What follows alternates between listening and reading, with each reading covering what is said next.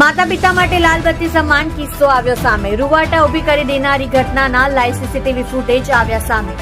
2 વર્ષનું માસૂમ બાળક 7મા માળેથી પટકાતા મોતને ભેટ્યું. પાલ વિસ્તારમાં શ્રીપદ સેલિબ્રેશન બિલ્ડિંગની ઘટના.